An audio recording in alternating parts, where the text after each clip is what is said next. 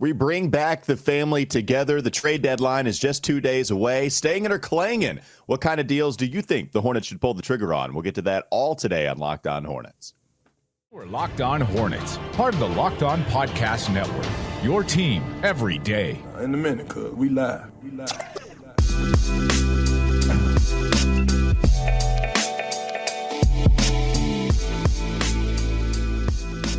It's Locked On Hornets. It's part of the Locked On Podcast Network. It's your team every day. Thanks for making us your first listen. We're free and available anywhere you get your podcast. And today's episode is brought to you by PrizePicks. First-time users can receive a 100% instant deposit match up to $100 with promo code Locked On. That's PrizePicks.com. Promo code Locked On. I'm Walker Mail. Doug Branson with us. Check out his substack, everyhornetsboxscore.com. And Nata Edwards is also with us. Check out his podcast, his wildly popular podcast. He left our kind of popular podcast for a very popular podcast in Ion College basketball. Nata, thanks for coming back home and just making us, feel important again. We appreciate that.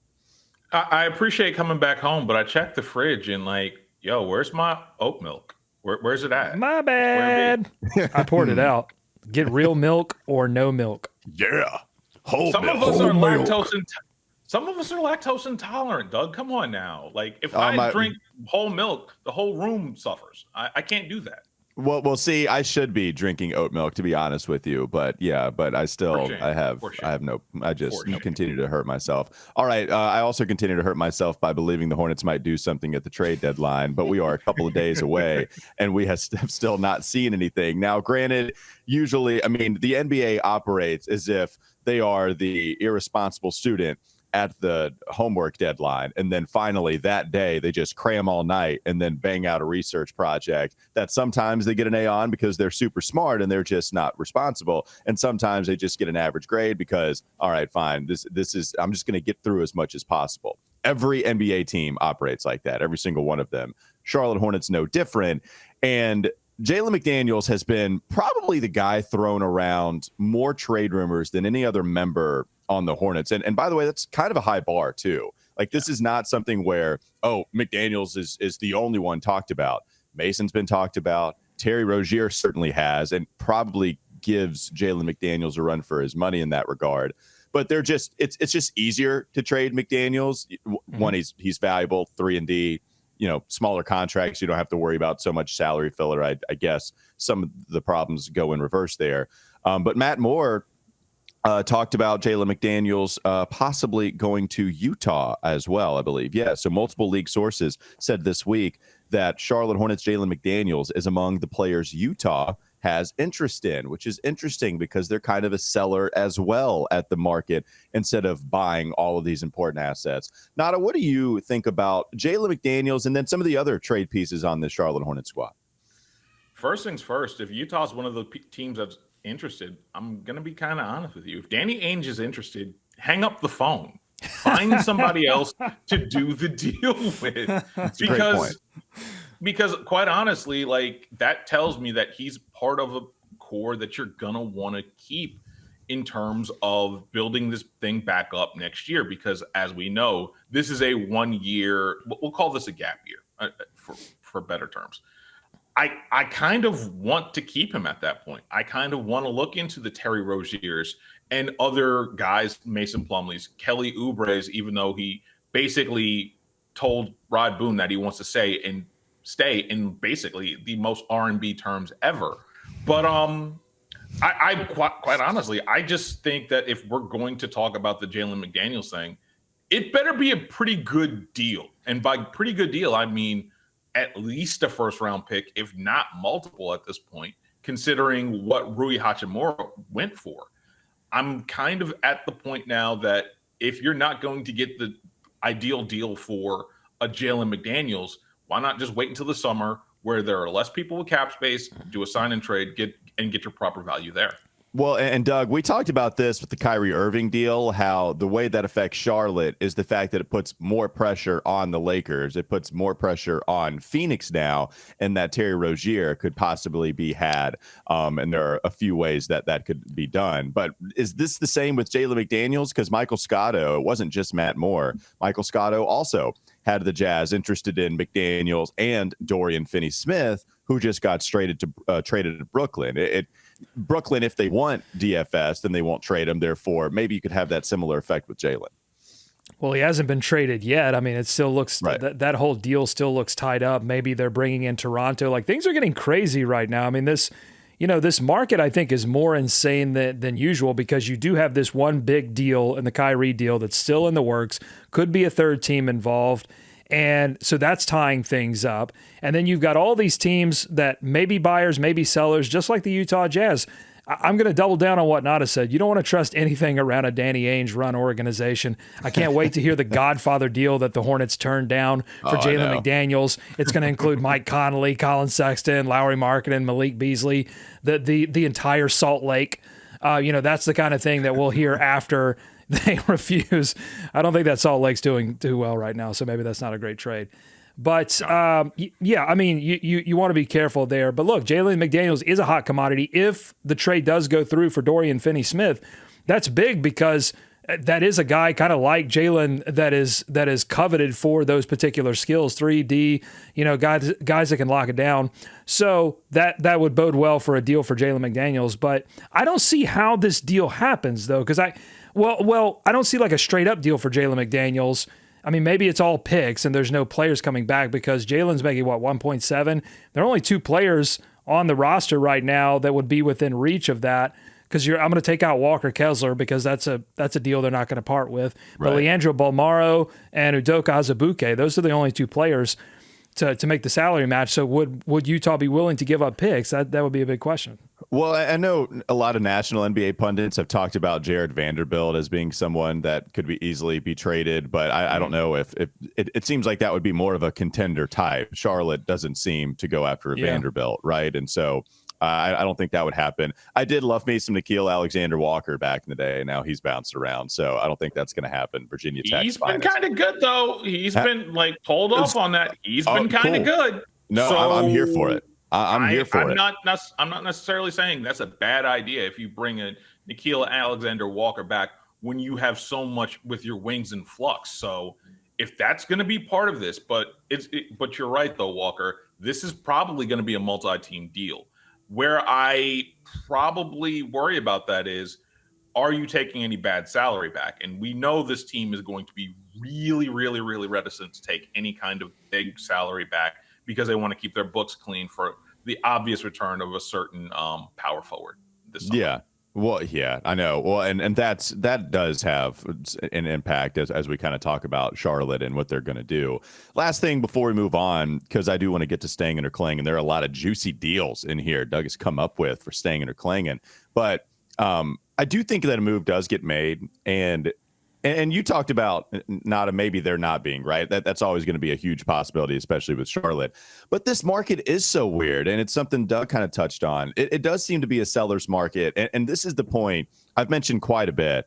But if you're Adam Silver, you got to love how this season has played out, because this is a guy that sent out a memo at the beginning of the year. Please don't lose on purpose for Wemby. Please do not do that. Have we ever seen a memo in anticipation of a star like Wemby, hoping to God that the teams don't lose on purpose and all the integrity is gone?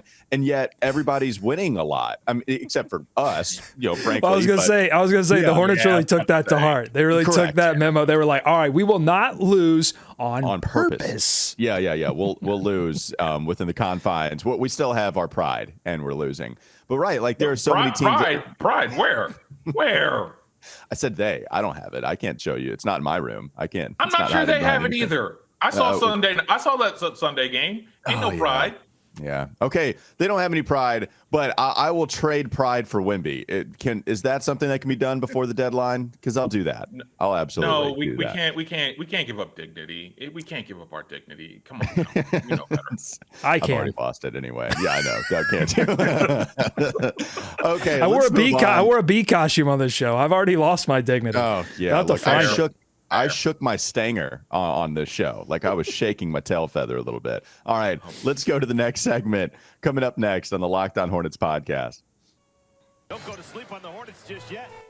Doug puts a couple of trades in the old Stangin or Clangin chamber. We'll get to that in just a moment and figure out which deals the Hornets should agree to do. Not before we talk about Built Bar, though. This episode is brought to you by Built Bar. And if you're looking for a delicious treat, but you don't want all of the fat and you don't want all of the calories, then you got to try a Built Bar. They just got through the holidays. I did. I know a lot of people have. And really, the goal is to eat healthier after you go through the holidays. I know I ate not very well, but now I can go back to something that tastes exactly like dessert because it's covered in 100% real chocolate. And not only are Built Bars covered in 100% chocolate, they're healthy for you too. They're low in sugar, they're low in calories, they're high in fiber, they're high in protein, and they come in unbelievable flavors like churro, peanut butter brownie, all of the coconut variations. If you like the intersection of fruit and chocolate, they got so many options for you there as well. And you can head to your nearest Walmart today, walk to the pharmacy section, and grab yourself a box of Built Bars. You can pick up a 4-bar box, or if you want more, go to Sam's Club, run in and grab a 13-bar box with the hit flavors like brownie batter and churro again. It's all so very good. You can thank me later. You can thank me by letter if you want to, but I'm not going to give my address here. What you can do is go to built.com or go to Walmart and Sam's Club and pick up a box today. A couple more segments to go on Locked On Hornets. Is Locked On Hornets. I think you guys are kind of being a little hard because they are again, and this is me trying to be Mr. Positivity, which is really not my role, but they're the turntables have definitely turned here. This is this is absolutely not your role. And in fact, I think leaving this podcast has turned you into a completely different person when it comes to the changed, Hornets. Man. So what I'm saying is I think we should discredit whatever you're about to say even before you say it. Go ahead. It's time for more of the Locked On Hornets podcast.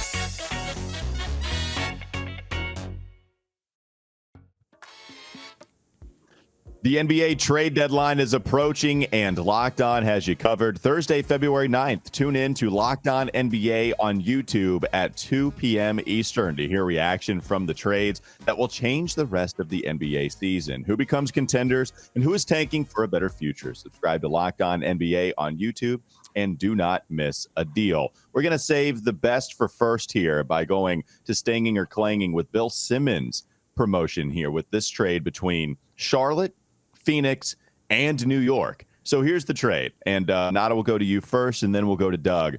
And you guys can say if this is Stangin for the Charlotte Hornets or if this is Clangin. All right. Charlotte receives Cam Reddish, Dario Saric, and a first-round pick from Phoenix. Phoenix receives Terry Rozier and Isaiah Hartenstein, the guy that we've wanted here in Charlotte for quite a bit. And then New York receives Jay Crowder, Mason Plumlee, and Torrey Craig. One more time. Charlotte receives Cam Reddish, Dario Saric, a first-round pick from Phoenix. Phoenix receives Terry Rozier, Isaiah Hartenstein, and New York receives Jay Crowder, Mason Plumlee, and Torrey Craig. Nata, is that deal Stangin or is it Clangin? It's an itty-bitty stinger. It's a little stinger. Little Stang-ish? It's Stang-ish. It's all right. It doesn't move me. I was billed before we started recording that this was going to be the money maker and makes most sense and everything else. And here I am, just whelmed. Not even underwhelmed, just whelmed. Just whelmed. Doug, do you think it's a bigger stanger than what Nata was willing to give it to? This is absolutely 100% grade A Stangin. I mean, I love this deal. This deal makes so much sense for Charlotte. You've got Cam Reddish, who is a absolute wing stopper. It's one of the things that he hangs his hat on, and it's what the Hornets need most, is somebody that can stop guys on the wing. Dario Saric is a good defensive rebounder, something the Hornets have struggled with all season long. He's also a decent offensive rebounder. He can hit threes.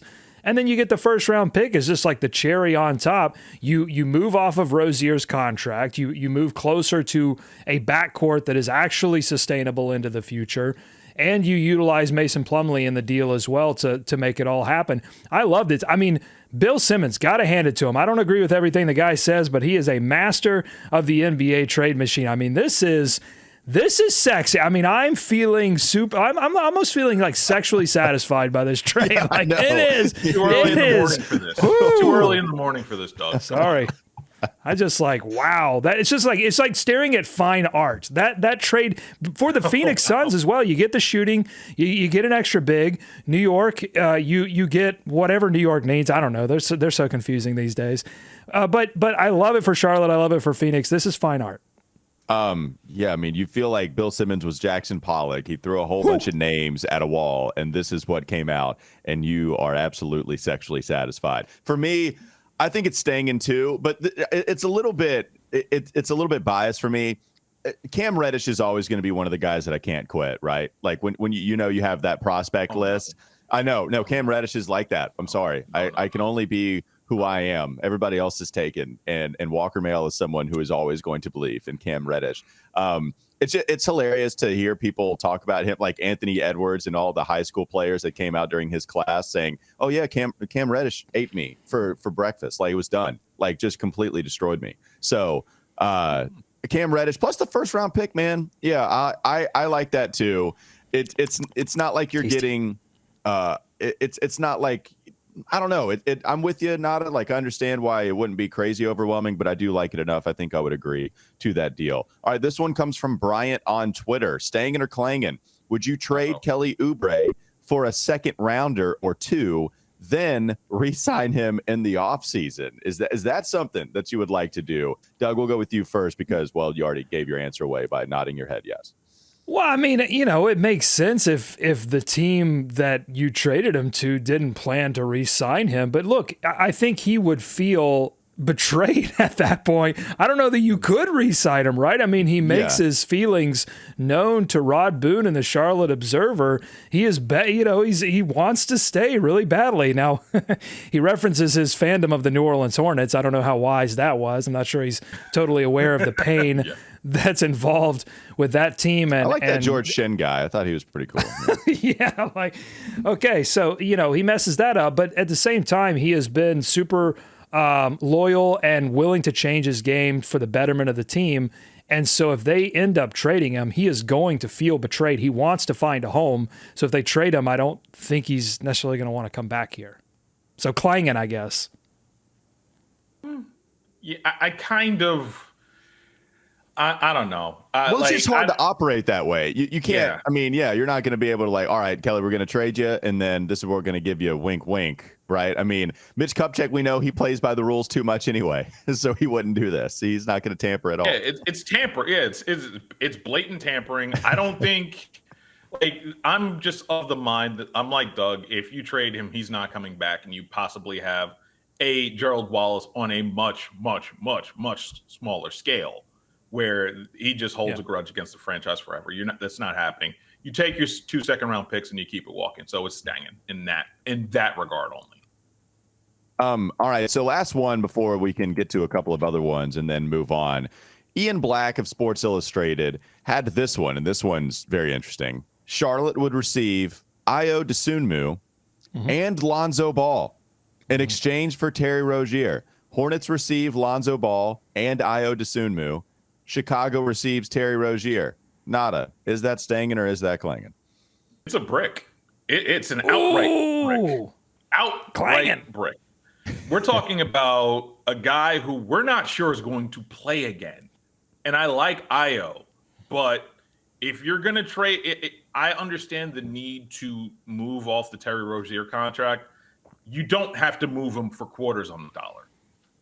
I understand that it's more than pennies, but even then, I think you can get more for Terry Rozier in the summer if you really want to move them. And I'm not sure there's the real appetite to move him anyway. And to be quite honest, I'm not sure that's necessarily a bad thing either. What do you think, Doug? Stangin or Clangin? Man, if Lonzo Ball wasn't making $20 million next season and 21, and I don't know if that's it's a player option, and he would opt in. So, God, I mean, it would be totally Stangin because even if he never plays again, if he wasn't making $20 million, because you get Ayo Dosunmu, who I think is a fantastic player and would, again, be one of these perfect people to slot. I know people look at this deal and think, well, Lonzo Ball is perfect to slot next to LaMelo Ball because of his defensive proclivities. But I would assume he could do the same thing, and he can attack the basket and score, as we've seen in the few matchups that he's played against the Hornets this season. Like Ayo, and Ayo's got room to grow. Like, I really love him as a player. So I would love this deal if not for the fact that it locks up $20 million with a player on Lonzo Ball that you're not even. I agree with Nata. Like, we just so much mystery around his injury and whether or not he's going to be able to return or not. Just red flags everywhere there. I got to say, Clangin.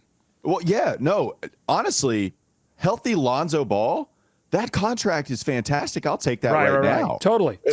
Right. Like, I don't mind paying $20 million for the dude that shot over 40% on 7 attempts per game from 3. It was funny because there was, I don't know if it was a rumor or if it was just an idea kind of tossed around. It was when you had free agency happen and Lonzo eventually was the sign and trade part going to Chicago. But when people were talking about Lonzo going to the Hornets, and then people cast that aside, oh, you're just trying to pair the Ball brothers together. It doesn't make any sense. I'm like, no, actually, it does make a lot of basketball sense to me. Like, I actually think Lonzo and LaMelo in the backcourt, that would make some sense because you are talking about a very good defender in Lonzo. Like, he mattered a lot to Chicago when he was on the floor defensively. I hate it because – and I guess this wouldn't be happening if Lonzo was healthy, right? Because you'd be wanting more in return. So at the end, it's all moot. At the same time, yeah, man, I'd love to have Lonzo on this team for $20 million.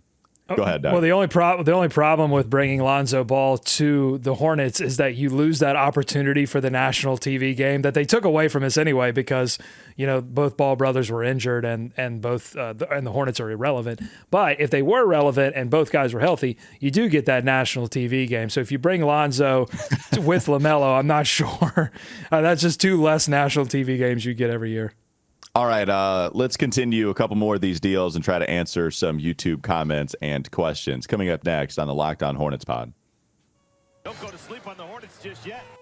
All right, Dan Favale came up with one that I think it's probably second most interesting, third on this list, but we got a lot. We got a handful of them, so we got to continue to give you some of these deals and then again try to answer some questions, one about Terry Rozier and one about LaMelo. Also, this episode is brought to you by PrizePicks, and PrizePicks is a fantasy app where you can pick 2 to 6 players, and if they score more or less than their projection, you can win up to 25 times your money on any entry. No competing against other people. It's just you versus the projections available. And they offer projections on any sport you watch. And I mean any sport you watch. The NBA, the NFL, MLB, men's and women's college basketball, the WNBA, esports, NASCAR, MMA, boxing, disc golf. Yeah, disc golf, cricket. There's so much more. Entries can be made in 60 seconds or less. It's that easy. And you have safe and fast withdrawals. They're currently operational in over 30 states and even Canada too. Download the PrizePicks app or go to prizepicks.com and sign up and play daily fantasy sports. First-time users can receive a 100% instant deposit match up to $100 with promo code Locked On. If you deposit $100, PrizePicks gives you $100. If you deposit $50, they give you $50. You get the deal by now. Don't forget to enter promo code Locked On at sign up for an instant deposit match up to $100. One more segment to go. Locked On Hornets is Locked On Hornets. This says the Hornets received 3 votes for their handling of James Borrego, who was viewed as doing a good job the past couple of years before Charlotte fired him after the season. Then hire him. No one's hired him. These GMs are like, oh, we love James Borrego. Oh, you going to hire him? I don't think so. He got blown out twice and played him. You can't hire that guy. It's time for more of the Locked On Hornets podcast.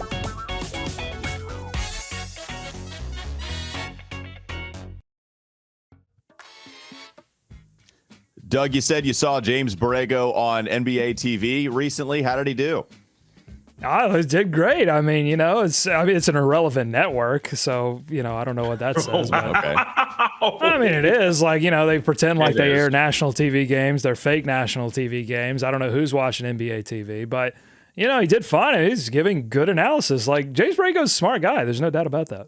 Yeah, okay. And that's who hired him. None of the GMs would hire him, but NBA TV, they at least hired him for a day that Doug watched. Let's get to Dan Favale and his trade proposal regarding the Charlotte Hornets. He wrote that the Hornets would receive Furkan Korkmaz, Matisse Thybulle. That's a tough. Is that Walker, as a radio professional, is that one of the toughest names in the NBA to get through? I'm sure there's a few more that I'm not thinking of, but it's not the easiest. And so you know who it is. There's no need to repeat it. Matisse Thybulle and 2028 second round pick that would be coming from Philadelphia. All that in exchange for Cody Martin, who has been injured, second round pick, kind of beloved around here, but just has not been healthy this season. Nata, will go with you. Is that Stangin or Clangin? That's absolutely Stangin. You do that deal now, and you make them sign the paperwork, because I'm not so sure about Cody Martin's right knee. I kind of worry about it because the way they've managed it makes me think that there's another surgery coming. So if someone is dumb enough to offer you that, you take it and you run. What do you think, Doug? Does this deal make sense to you to send Cody Martin out for all those pieces? Korkmaz, Thybulle, and 2828. Is it Thybulle or Thybulle? I hear people pronounce it differently all the time. It's Australian, so it's either way. Okay, there you go. All right, what do you think, Doug? Well, I think that it would totally be stanging for the Charlotte Hornets to get all of that in return for Cody Martin, especially with the injury issues. They've just signed him to the contract, but the contract's going to look super good when they sign the NBA deal. It's going to look even better. So this would be a value deal for the 76ers if they looked at the medicals and thought, no, this is going to be fine. I think his knee's going to be fine. You know, he's young. He's not a player. He can use his explosiveness to get to the rim. We've seen him yam it multiple times in his career. So he does do that, but it's not an essential part of his game. So if a little bit of that goes away because of these knee issues, I don't think it hurts his overall game. He's shown himself to be a good spot up shooter. He's a good defender. He could be a good piece for the Charlotte Hornets moving forward if he gets, his knee right in the offseason. Okay. But the thing I have to point out on this deal is the 2028 second round pick. It's so far away. Why not just make it like a 2060? Are we even going to be, is America still going to be a democracy in 2028? I'm telling you, people, especially the Miami Heat and some of these coastal teams, when they're doing these deals, at some point, they're going to have to take into account future draft picks, and will my arena be underwater when I'm able to use this pick? This is crazy. Yes, Miami especially is going to have to know every second round pick that they work with. It has to be usable within the next 2 years. That's it. I think I would agree to this too. Now, Korkmaz is making $5 million the next 2 seasons. Thybulle is only $4.3 million this season, but then he's off of the books, or there's a team option there. So when you're talking about that, that is one of the more special defensive players in the league. It's just offensively he kills you. So do you believe in that shot coming around enough to where he can be a usable player? But it would be nice to have a special, and he's a special defensive player. The blocking from behind, when somebody gets behind him or he comes over on a help block and there's somebody that pulls up from the elbow and then he blocks from behind, it's a crazy special talent that he has. I'd love to have him on my team. I don't know if you'd keep him long term, but yeah, I would take a shot at that. So we'll see what happens there. I think you can develop his jump shot, and that's the other thing. I like with the way that the Hornets have fixed Cody Martin's jump shot to an extent to where it's workable. Yeah, I think you can do the same thing for Matisse Thybulle. And if that's going to be the case, you have a special defender that you can put next to LaMelo and a lot of these other guys that either refuse or are unable to defend their man at this point. All right, a lot of these. Go ahead. Well, a lot of these deals have one thing in common, and that they all feature like a wing stopper. And I think it's the NBA commentariat really gathering around this very obvious idea that the Hornets both, I think, may have found an answer at the rim with Mark Williams, but also that they have no answer in terms of stopping guys at the point of attack. It's where they're getting killed night after night after night.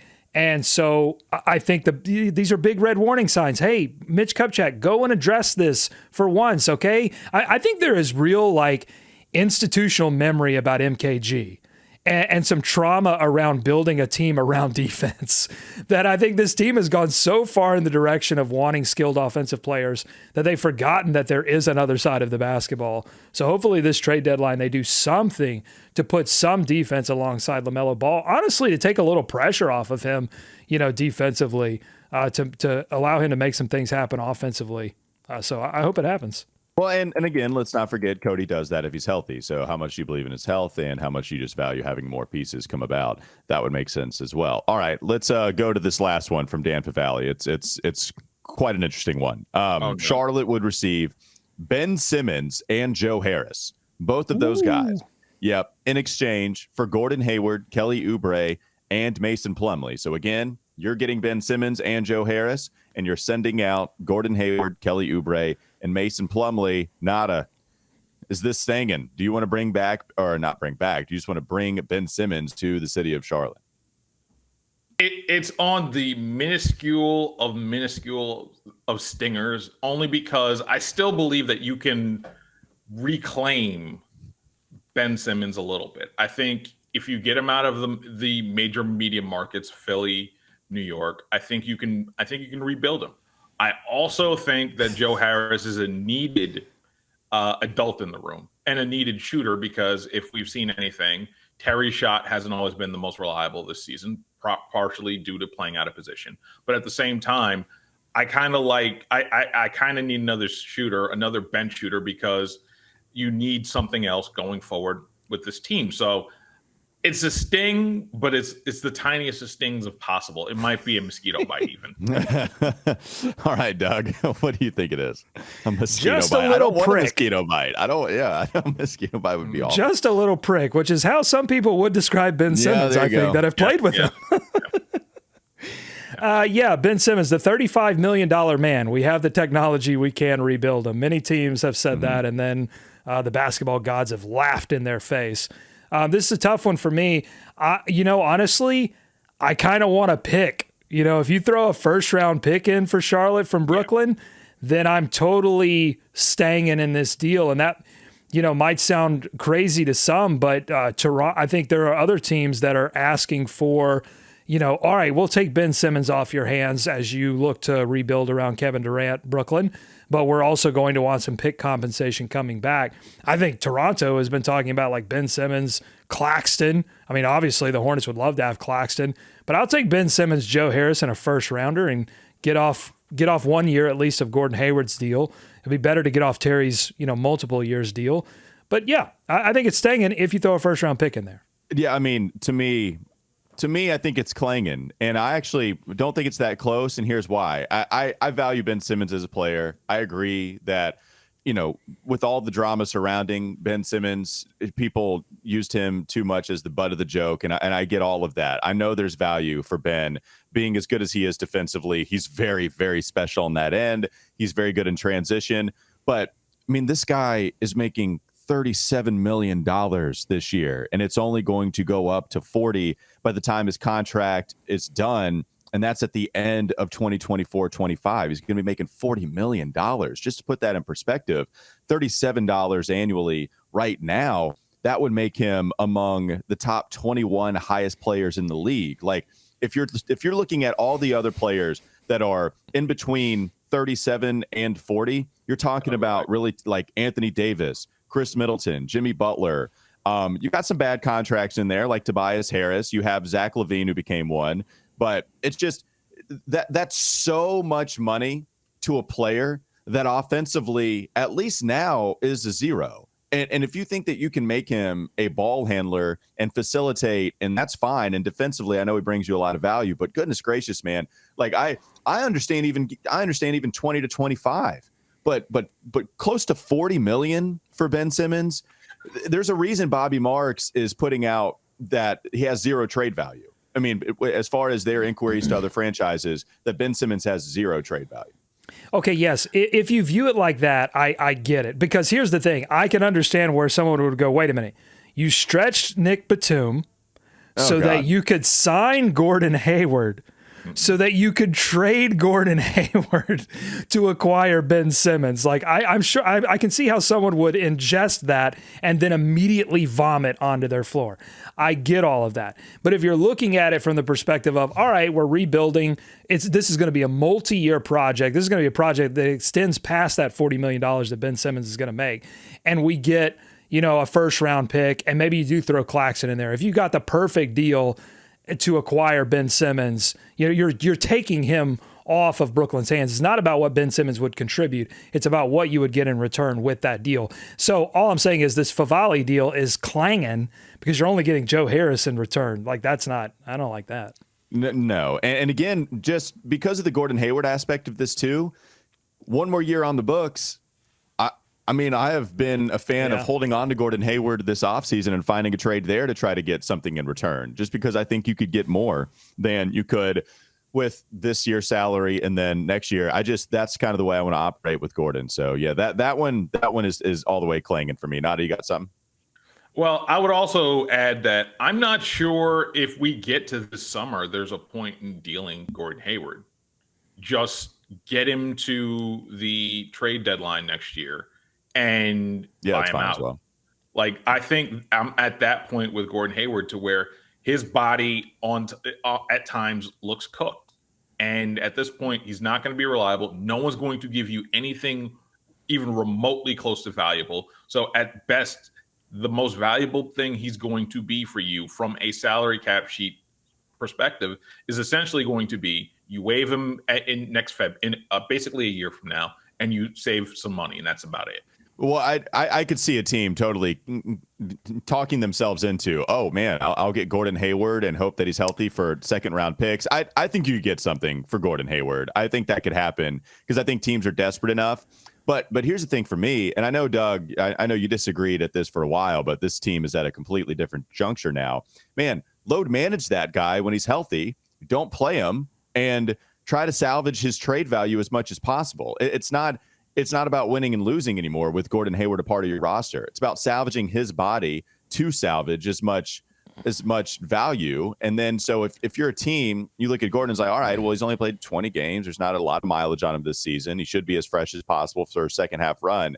Then that's how I would try to operate there. I don't think teams view it like that. I think teams understand what they're getting into with Gordon Hayward. They understand that they are going to endure one for sure injury and multiple injuries most likely. But I like Nata's idea, get him to the next trade deadline, because then it's not about what he offers.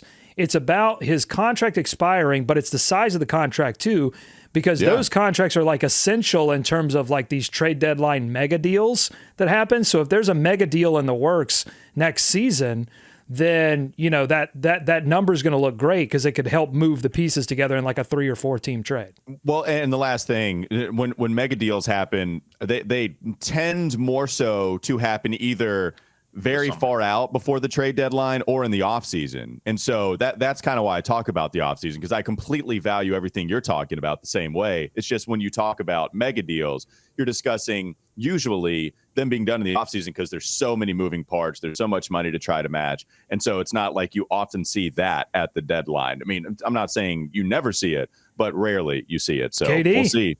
And then you would hold on to Gordon Hayward. And of course, we just got to get him to the next trade deadline and then do nothing with him. That's what's going to happen with Mason Plumlee. Like, let's be real here. That's right.